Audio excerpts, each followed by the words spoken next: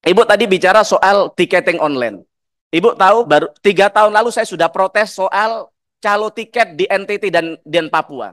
Tapi sampai detik ini kemarin kami cek ada teriakan dari masyarakat kami, Bu, beli tiket harus offline, yang kemudian dia beli tidak ada di, padahal tiket itu masih banyak di luar, tapi kemudian kalau di tempatnya tiketnya yang tidak ada, Bu. Dan harganya jauh lebih mahal di luar, dan ternyata setelah ditelisik si pembeli, si penjual tiket tadi, si calo tadi saudara dari orang yang jaga di loket tadi. Jadi kami ingin tanyakan, kalau ibu tadi bilang sudah online, itu bohong besar. Yang terakhir ibu bisa lihat di medsos, di situ banyak sekali masyarakat yang mengeluh soal itu, Bu. Nah, kemudian kami ingin tanya juga soal update dari KPK yang melakukan penyidikan soal perkara korupsi terkait komisi untuk asuransi fiktif yang diusut saat itu, Bu.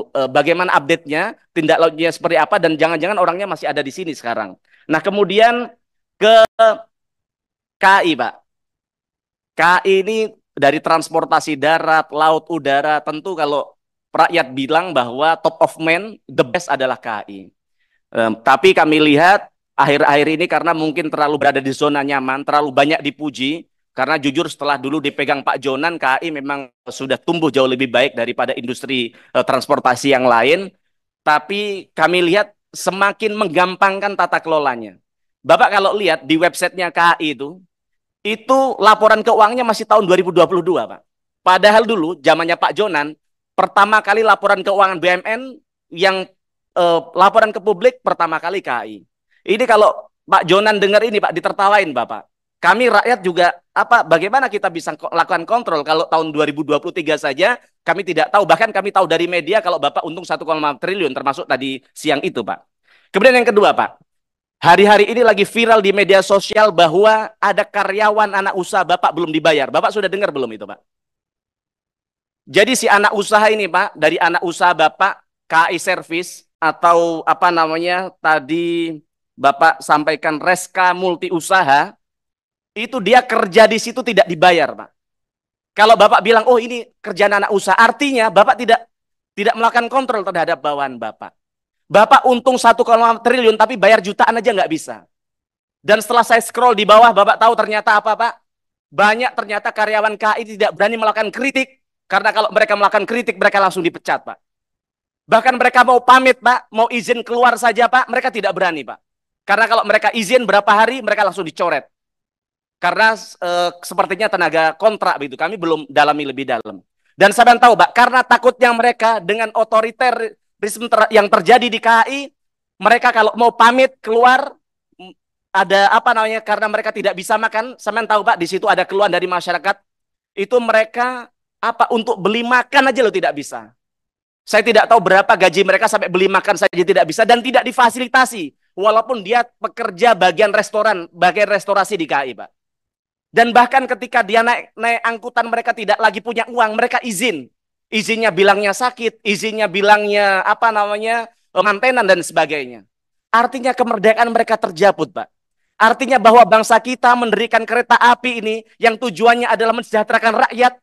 Bahkan jangan pemerintah. Jepang saja dulu mendirikan kereta api, salah satu tujuannya adalah mempermudah akses terhadap rakyat kita, kesejahteraan mereka. Tapi justru setelah di tangan KAI, kemerdekaan mereka dicabut, Pak. Dan ini bukan hanya di anak usaha, Pak. Setelah kami scroll lebih dalam, kemudian kami speak up di media, banyak orang tanya kepada kami. Banyak orang lingkungan internal KAI bilang kepada kami, memang di Rut ini, si Pak Didi ini, memang sejak awal beliau berada di sini, ketika ada kritik, anak itu pertama dipindahkannya, kemudian berhentikan, Pak. Dan kemudian bahkan jangan itu, kawan kami tadi bilang, Bu Evita, mohon maaf, beliau melakukan kritik dalam langkah perbaikan, dalam langkah fungsinya beliau jadi DPR di tempat ini, Pak. Dibully, yang itu setelah kami cek, yang melakukan bully, yang melakukan gerakan-gerakan apa namanya negatif di medsos adalah orang yang digerakkan oleh KAI, Pak. Ini KAI ini gimana sih? Kalau butuh duit ke negara, tapi rakyat yang bernaung di dalamnya, kemerdekaannya dicabut oleh KAI. Bapak bayangkan sekali lagi, Pak. Dia untuk makan aja loh nggak bisa rakyat ini. Yang pertama saya minta, saya akan pantau. Saya tidak mau satu orang ini diberhentikan, Pak. Karena kami tahu, karena dia kritik, karena dia kritis di media sosial, si anak ini mau diberhentikan. Yang kedua, kami mau ini segera dibayar, Pak. Kemudian yang ketiga, soal PNM yang telah diberikan. Kami ingin tanya, dari 17,7 triliun, Pak, itu sudah jadi berapa kereta KRL, Pak? Karena semenjak kami duduk di tempat ini setiap tahun minta PNM, tapi setiap tahun juga kami lihat di kereta selalu berdesak-desakan. Tidak ada perubahan sedikit pun. Sekarang kami tanya, setelah nanti kami berikan PNM lagi, berapa kereta listrik yang akan dihadirkan? Yang kemudian dari situ untuk bagaimana bisa memenuhi sampai kemudian bisa terurai kemacetan itu, Pak? Orang berdesak-desakan di kereta itu perlu berapa kereta lagi? Perlu berapa dana lagi yang dibutuhkan agar jelas semuanya, agar tidak setiap tahun minta PNM dan sebagainya. Kan Bapak ini sebenarnya sangat mudah sekali. Sudah industri kereta api kita sudah dimonopoli oleh Bapak. Asing luar tidak bisa untuk melakukan usaha yang sama di bidang Bapak. Pasar Bapak jelas. Bapak diberikan subsidi oleh pemerintah, diberikan PNM. Tapi masa setiap tahun rakyat tidak bisa menikmati kereta dengan baik, Pak? Nah,